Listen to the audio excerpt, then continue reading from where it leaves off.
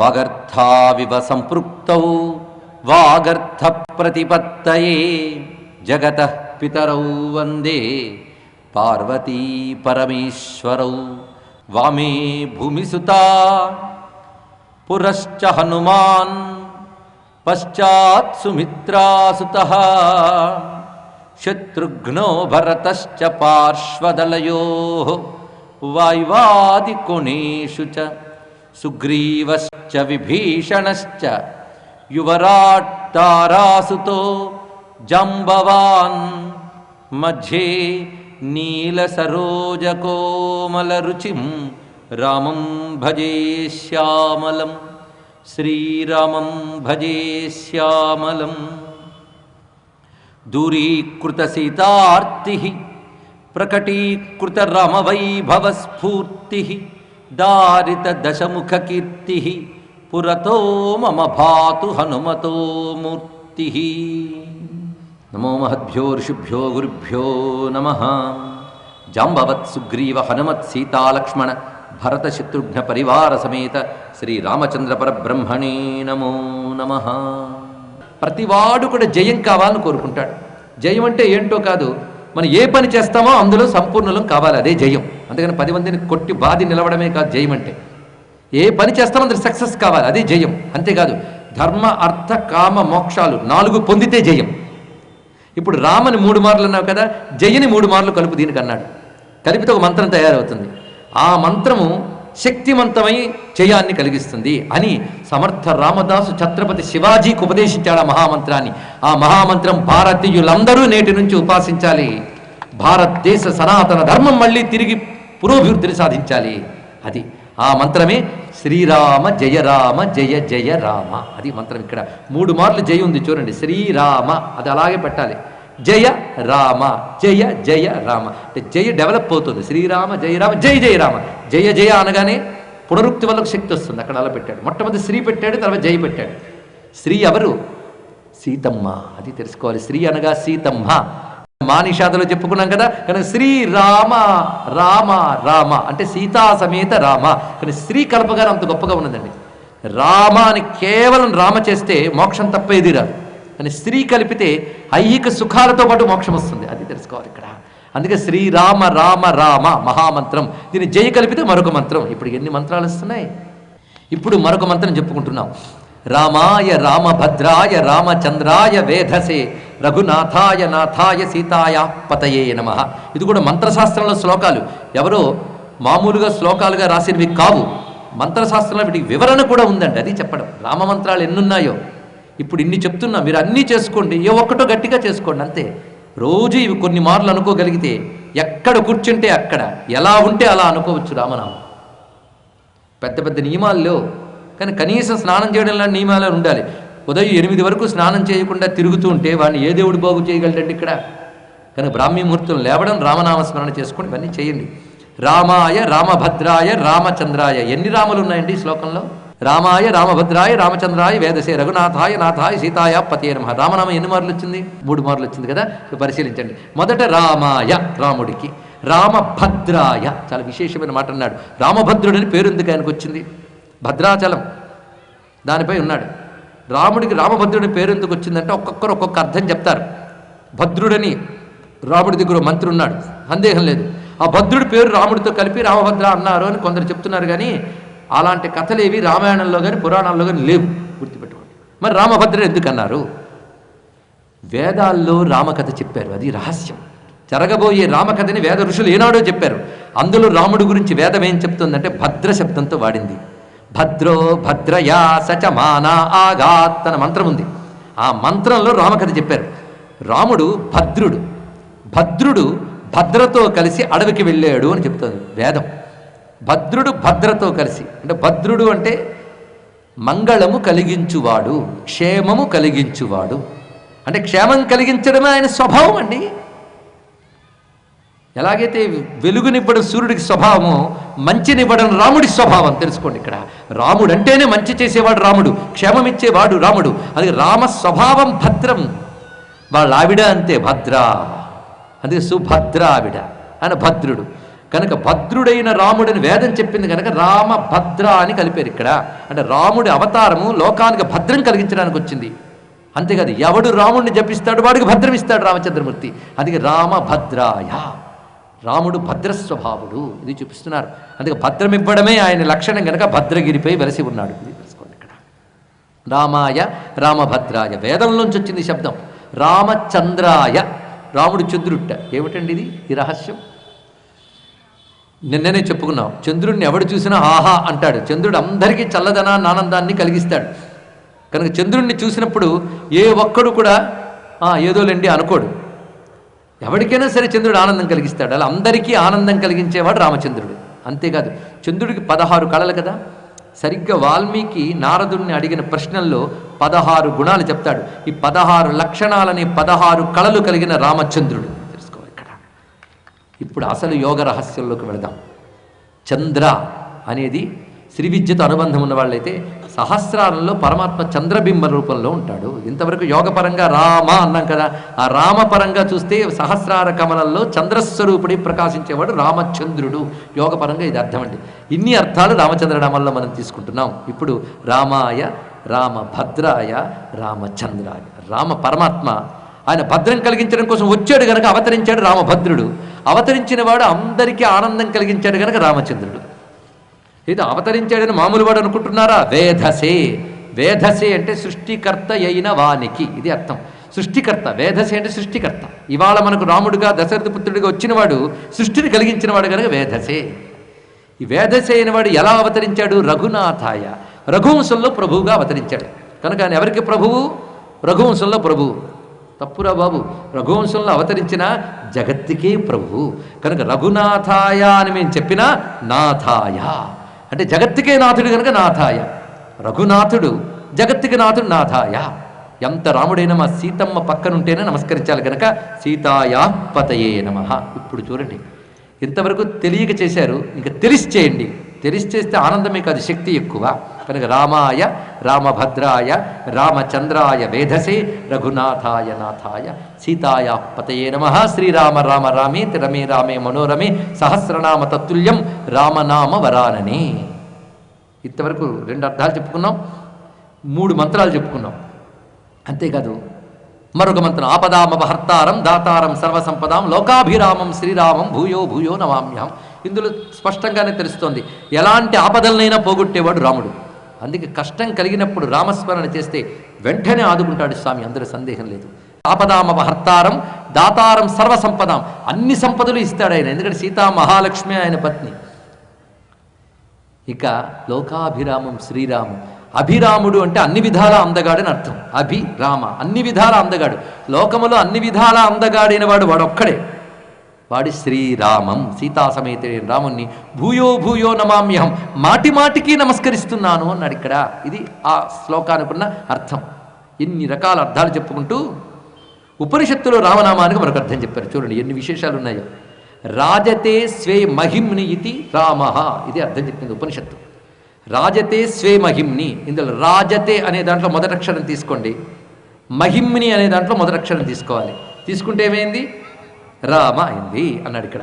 అంటే సృష్టిలో ప్రతి వాళ్ళు ఎవరి మీద ఆధారపడి బ్రతుకుతున్నారు, అవునా లేదా చెప్పండి. ఇక్కడ మనం ఇవాళ ఇలా కూర్చున్నాము అంటే దేని మీద ఆధారపడి ఉన్నాం?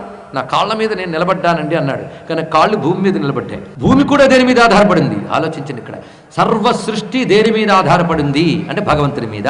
ఆయన దేని మీద ఆధారపడ్డాడు? ఆయనకి ఎవరు ఆధారం అక్కర్లేదు, అన్నిటికీ ఆయన ఆధారము, ఆయనకి ఏది ఆధారం అక్కర్లేదు. మరి ఆయన దేని మీద ఆధారపడ్డాడు? తన మీద తాను ఆధారపడ్డాడు. ఇక్కడ తన శక్తే తనకి సహజం. సూర్యుడు అన్నిటినీ వెలిగిస్తున్నాడు, కానీ సూర్యుడు స్వయం ప్రకాశుడు. అదేవిధంగా ప్రపంచానికంతటికీ ఆయన మహిమ ఆధారం, ఆయనకి ఆయనే ఆధారం. అందుకే స్వయం ప్రకాశక శక్తి ఎలాగో తన మహిమతో తాను ప్రకాశించేవాడెవడో వాడిని రామ అంటారు. అనగా పరమాత్మ తన మహిమతో తాను ప్రకాశించేవాడు. అందుకే అవతారం అంతా అలాగే. ఎవడి వల్ల రాముడికి ఏం అక్కర్లేదు, అన్నీ ఆయనే చేయగలడు. అదొకటి. పరబ్రహ్మము ప్రపంచానికి వెలుగునిస్తాడు, ఆయన్నెవడు వెలిగించక్కర్లేదు. నతద్భాసయతే సూర్య న శశాంకో నపావక యద్గత్వా ననివర్తంతే తద్ధామ పరమం మమ అని భగవద్గీతలో స్వామి చెప్తున్నాడు. ఇదే మాట తీసుకుని ఉపనిషత్తు నతత్ర సూర్యో భాతి నచంద్ర తారకం నేమా విద్యుతో భాంతి కుతోయమగ్ని తమేవ భాంతమనుభాతి సర్వం తస్య భాషా సర్వమిదం విభాతి. అన్నిటికీ ఆయన మహిమ ఆధారం, ఆయనకి ఎవరు ఆధారం అక్కర్లేదు. అది అన్నిటికీ ఆయన కారణం, ఆయనకి ఏది కారణం లేదు. అది చెప్పడం ఇక్కడ. అందుకే రామ అంటే తన మహిమతో తాను ప్రకాశించువాడు, స్వయం ప్రకాశకుడు. ఇది మరొక అర్థం. ఇలా చెప్తూ ఉంటే ఎన్నని చెప్తామండి. మా త్యాగయ్యని అడిగితే మరొకటి చెప్పాడు, ఇది నాకు ఇంకా ఆనందం. శివమంత్రమునకు మా జీవము, మాధవ మంత్రమునకు రా జీవము, ఈ వివరము తెలిసిన ఘనులకు మృక్యదా అంటున్నాడు. ఈ వివరము తెలిసిన ఘనులకు మృక్యదా అంటే రామనామం వివరం తెలియాలి, తెలిస్తే వాళ్ళు ఘనులు, వాళ్ళకి నమస్కారం అన్నాడు ఇక్కడ. శివమంత్రమునకు మా జీవము, మాధవ మంత్రమునకు రా జీవము. అంటే విష్ణు మంత్రంలో ఒక జీవాక్షరం ఉంది, శివమంత్రంలో ఒక జీవాక్షరం ఉంది. జీవాక్షరం అంటే అర్థం ఏంటంటే ఏ అక్షరం తీసేస్తే మంత్రానికి అపార్థం వస్తుందో దానికి జీవాక్షరం అంటారు. అది ఉంటేనే మంత్రానికి పరమార్థం ఉంటుంది, తీసేస్తే అపార్థం వస్తుంది. ఇప్పుడు చూద్దాం ఒక్కొక్కటి. నారాయణ మంత్రం, విష్ణు మంత్రం, అది నమో నారాయణాయ కదా. ఈ నమో నారాయణాయలో జీవాక్షరం రా. ఎందుకు అలా అన్నారు అంటే రా తీసేసి చూద్దాం ఇప్పుడు. నారాయణాయ అంటే నారాయణునకు, నారాయణుడు అంటే సర్వజీవులకు దిక్కైనవాడు, ఇది అర్థం. నారాయణ శబ్దానికి అర్థం ఇది, సర్వజీవులకు దిక్కైనవాడు. ఇప్పుడు రా తీసేద్దాం. అయనం అంటే దిక్కు కదా, నారా అంటే జీవులు, నారాయణాయ అంటే జీవులకు దిక్కైనవాడు.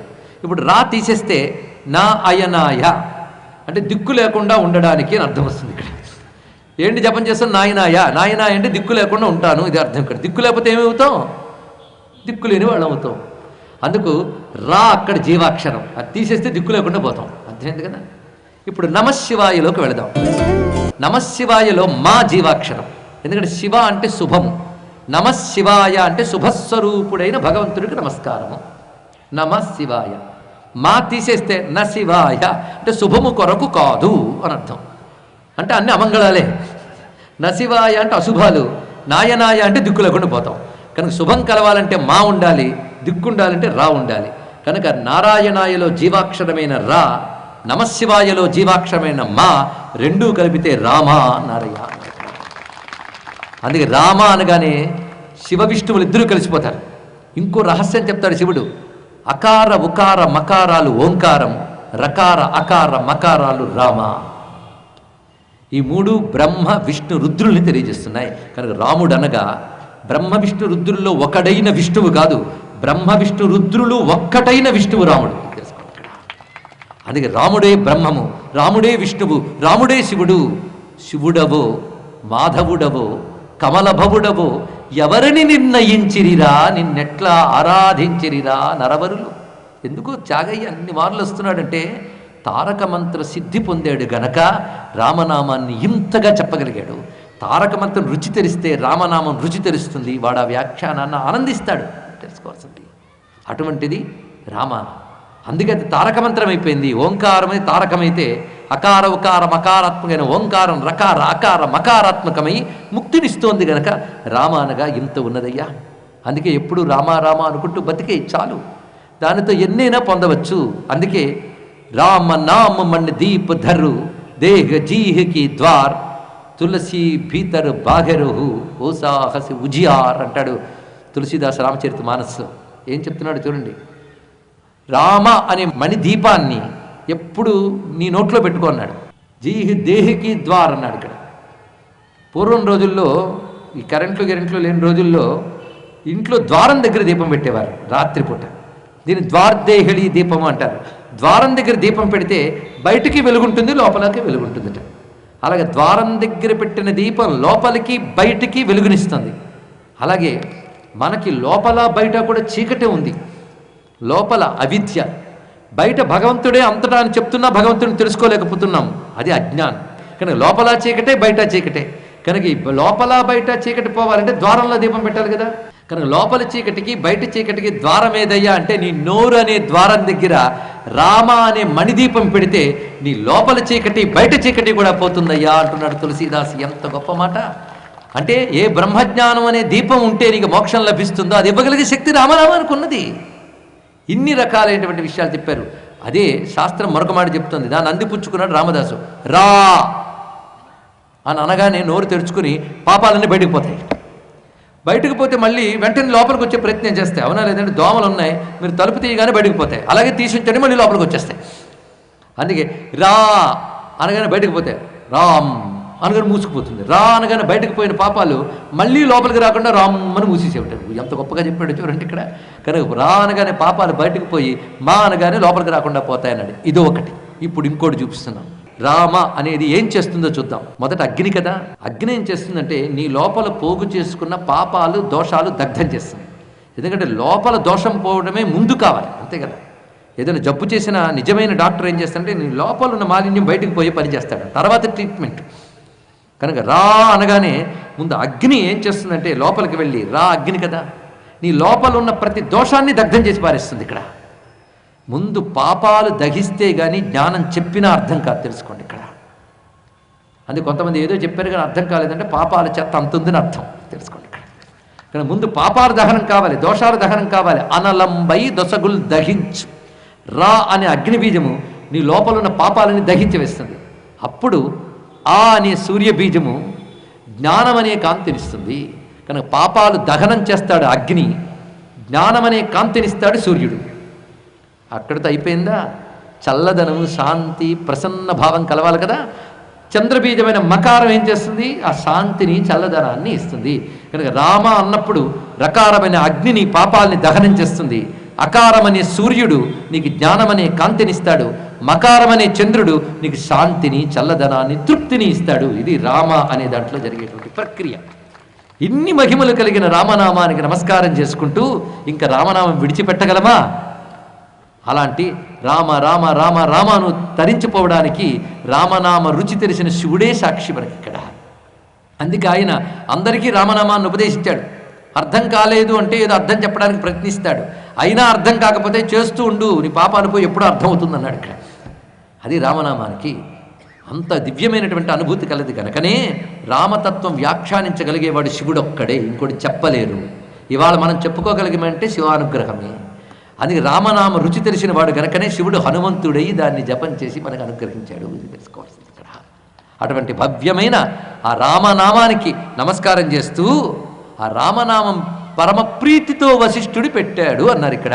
మొత్తానికి వశిష్ఠుడు రాముడికి రామ అనే నామకరణం చేశాడు. ఇది జరిగిందండి ఇంత చేస్తే ఘట్టం. అలా పేరు పెట్టాడు.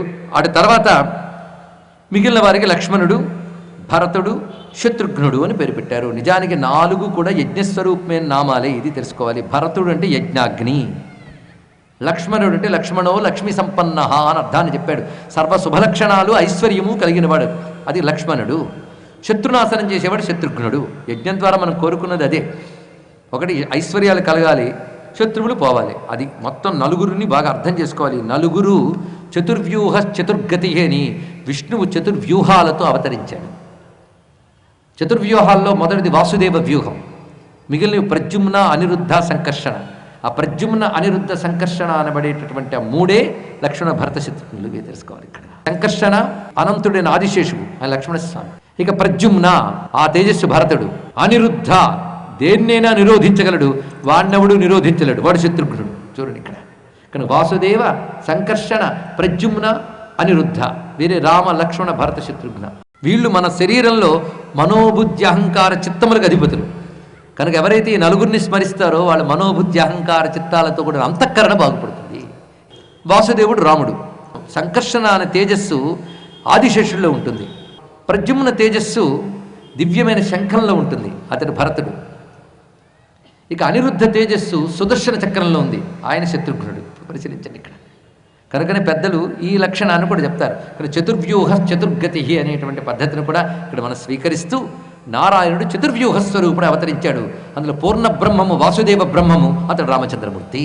ఇది మనం తెలుసుకుని రామాయణ బ్రహ్మమునకు పేరు ఆ మానవ జననాదుల తీరు తెలిసి రామచింతనతో నామమూసేవే ఓ మనసా అని చెప్పిన చాగయ్య గారికి నమస్కారం చేసుకుంటూ, తెలిసి చేసిన రామనామానికి శక్తి ఎక్కువ గనక వీలైనంత తెలుసుకుని మనం ఇవాళ తరించిపోయాం.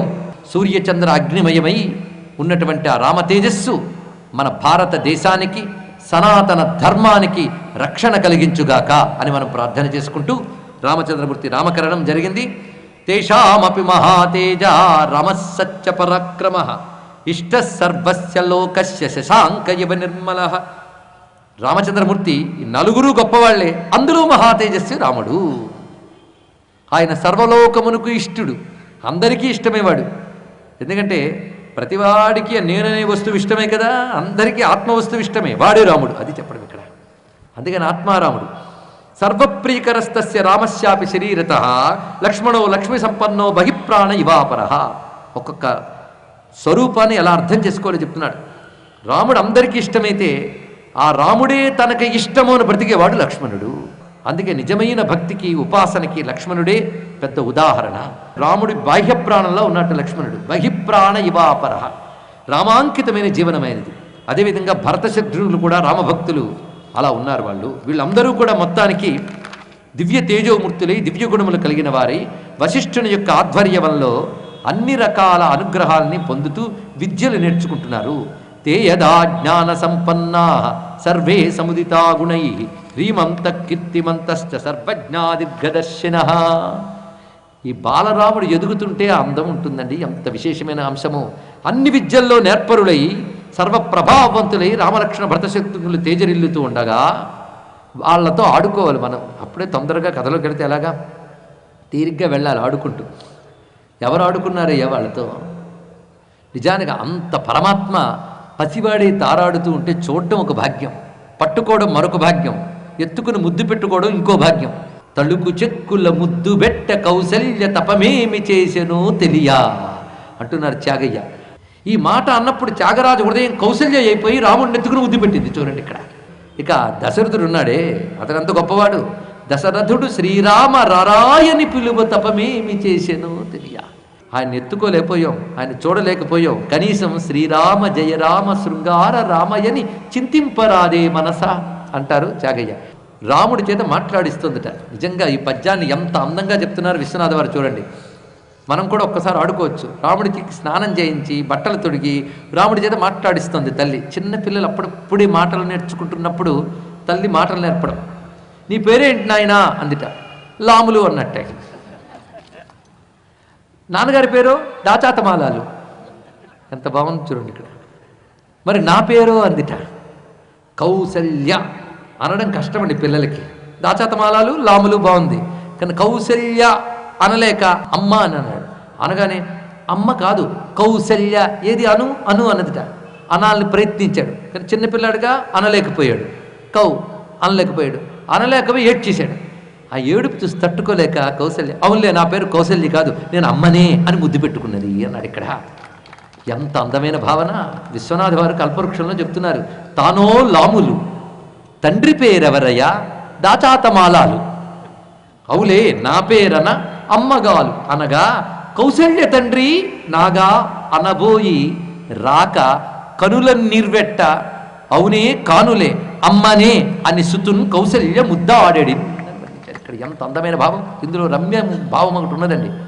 ఎంత ఎదిగినా తండ్రి పేరైనా చెప్పచ్చు, కానీ తల్లికి పేరు చెప్పకూడదు. అమ్మ, అదే చాలు. తెలుసుకోండి, అమ్మ అనే పేరే అంతే ఇక్కడ. అందుకని అమ్మనే అన్నది. అమ్మ అనే మాట ఎంత అందంగా రాముడి చేత పిలిపించుకుందో కౌసల్య.